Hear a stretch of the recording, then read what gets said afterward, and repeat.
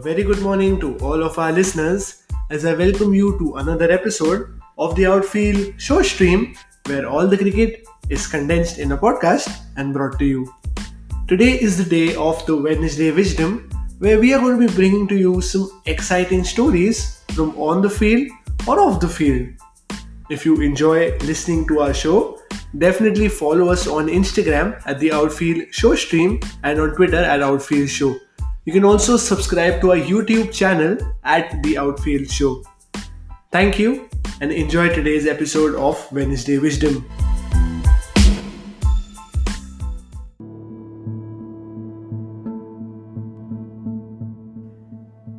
The date was 12th of May 2003.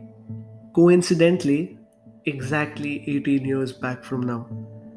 It was a 4-match test series and West Indies were hosting a full-blooded Australia. This fourth test match could have been one of the greatest test matches ever, but instead it occupies space in the history books for all of the wrong reasons. This game is remembered for probably the ugliest verbal spats on field between a legend of the game in Glenn McGrath and the architect of a famous West Indian win in flamboyant Ramnaresh Sarwan. Things were not meant to happen that way though. In the 4-match series, Australia were 3-0 up already. McGrath had missed the first 2 tests and so did Shane Warne, who was serving a match ban. In spite of the absence of 2 of the greatest in business, Australia had grabbed the series by the neck already. McGrath joined the team before the third game, and that too only at the plea of his wife Jane, who was unfortunately battling cancer at that time. She told McGrath that life should carry on as normal and she did not want McGrath's career to come to a standstill. In the third test, when McGrath joined the team, West Indies lost by 9 wickets at the Kenniston Oval.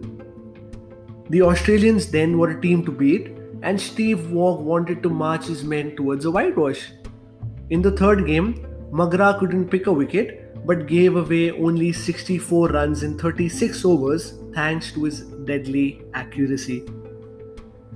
Before this fourth game, in the third game, Jermaine Lawson was the informed bowler but taken a hat-trick but in a losing cause. He ran in hard in the fourth game and ended up with his career best figures of 7 for 78 as Kangaroos were bowled out for a mere 240 runs. For once, Australia faced a challenge in the series, and this challenge was a charging Lawson.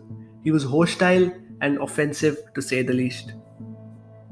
The Caribbeans too had another failure in the batting display. This was the story of the series for the West Indian, but except Lara's 68, no one stood out. West Indies crawled to 240 as well, and the game well poised at a knife's edge almost, and nothing to separate the two teams. In the second innings though, Australia did not falter one bit. Openers Langer and Hayden added 242 runs, where Hayden and Langer made 177 and 117 respectively.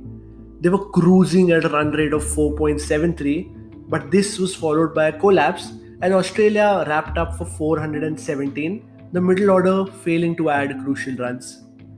West Indies were 418 runs away from a record chase. The openers added 48, but with the seamers taking the wicket of Chris Gale and Devon Smith and Darren Ganga too in quick succession, West Indians were reduced to 74 for 3 on the third day. Lara again rose to the occasion with his flamboyant and blazing knock of 65 runs, but it was eventually left to Sarwan and Shivnarine Chanderpaul. The pair had got together at 165, but Sarwan's stroke play and Chanderpaul's brilliance took the score to 237 at St. John's. Frustration had been creeping in for the Australians. They knew that this was the partnership to break, and they were perhaps a tad impatient at not being able to break through. And then the infamous incident unfolded.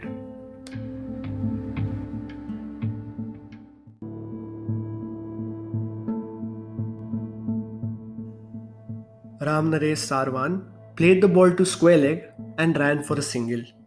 When he ran past Magra the bowler, Magra, to the surprise of many, passed a sexual comment over Bran Lara and Sarwan. He asked Sarwan, "What does Lara's cock taste like?" This, coming from someone with the stature of Magra, was very odd, and Glenn was always considered a reasonable bloke. Magra was never the sledger kind, but he did ask Sarwan that question, and Sarwan responded, "I don't know, ask your wife." Some would say, passing that kind of a remark under normal circumstances, Magra had asked for it. But with Jane at home sick, all he heard was an insult. His face turned all red. Even if a little voice pleaded for him to ignore it and give up the conversation, he didn't want to let that slur go unchallenged. There were ego clashes. Magra exploded. Far away from somewhere near the fence, Jason Gillespie saw the drama unfold. He said, "Oh geez, Sarwan's cracked open a hornet's nest here." Magra's fingers were pointed at Sarwan, and the words that came out of his mouth were not exactly that he would associate with Glenn Magra. He said, "If you fucking mention my wife again, I'll rip your fucking throat out." David Shepard, the umpire, intervened at this point. Both Hayden and Langer had moved up to Magra in support of their teammate. Langer said he didn't hear the first part of the exchange. All he heard was Glenn to ask his wife do something, and that annoyed Langer. Especially after what Glenn and Jane had been through, he just blew up at Sarwan. He told Sarwan that he was out of line and out of order to bring Jane into it. This is a gentleman's agreement about sledging. You don't make things personal. Hayden too exploded at Sarwan. He said he crossed limits. Wog, as a good captain, sent both his opening batsmen to their respective fielding positions, but a bewildered Sarwan was left confused. He was completely unaware of what had happened. He had no idea of Jane's condition. Sarwan had no idea of Jane's problem, and he was very apologetic about it after the game. Magra too had realized that Sarwan's response was out of impulse. Once the test was over, they had a long conversation over a drink, and Sarwan was never referring to Jane's illness. Magra later confessed. The memory of the incident just wouldn't go away. The difference in our sizes looked terrible. I spoke to Sarwan, and he was really good about it. He told me that he wasn't aware about Jane's illness and he offered an apology. But he later on told Sarwan that he was the one who should apologize. Wog, on the other hand, justified Magra's outburst with pressure from both West Indians and the Australian Cricket Board. Wog said there was a culmination of things: him not bowling well in the last two games, what was going on at home with Jane, and a batsman who was frustrating him. He exploded. Wog said, "We all have situations where life seems tough, but unfortunately when Glenn had his, a few million people were watching." And Wog was right. Sarwan fell for a gorgeous 139 ball 105, adding 123 runs with Chanderpaul in 157 balls. Next was Ridley Jacobs. He fell first ball, but Chanderpaul found an ally in young Omari Banks.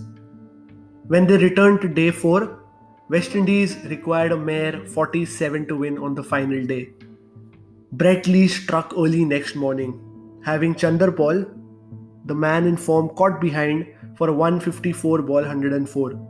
Banks, however, polished off the remaining runs in company of Wasbird Drakes, guiding his team to an emphatic world record victory.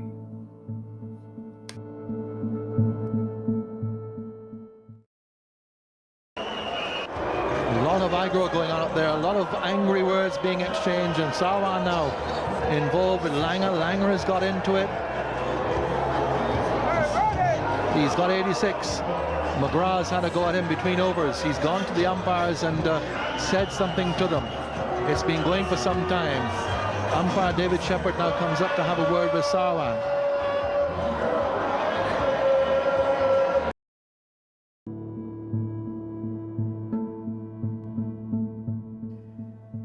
Well, what followed after this is controversial because Mike Proctor, the match referee, let go both men free since Shepherd had intervened at the right time. Mike Proctor was severely criticized for his decision. What do you think? Was Mike Proctor right? James Sutherland, the CEO of Australian cricket, called Waugh asking him to control the on-field behavior of his team. And for McGrath, it took several days for him to overcome the incident. He says, "It still hurts to talk about it now. The days that followed were terrible. I kept to myself and I couldn't stop thinking about what I had done. No matter how hard I tried to tell myself it was okay, but I feel really disappointed with myself because I'd let myself down that day." Unfortunately, Glenn McGrath's wife Jane passed away later on. What do you make of this incident? Let us know on our Instagram at the Outfield Show Stream.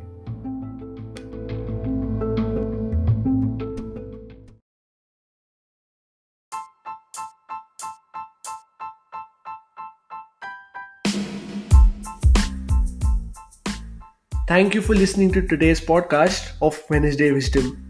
Hope you enjoyed today's episode. And for more such content, don't forget to subscribe us on Apple Podcasts and Spotify. We also upload all of our episodes on YouTube, so definitely follow us there as well at The Outfield Show. Do follow us on Instagram at The Outfield Show Stream for regular update on upcoming content. Thank you so much and see you tomorrow with an episode of Throwback Thursday. Until then, take care, stay safe.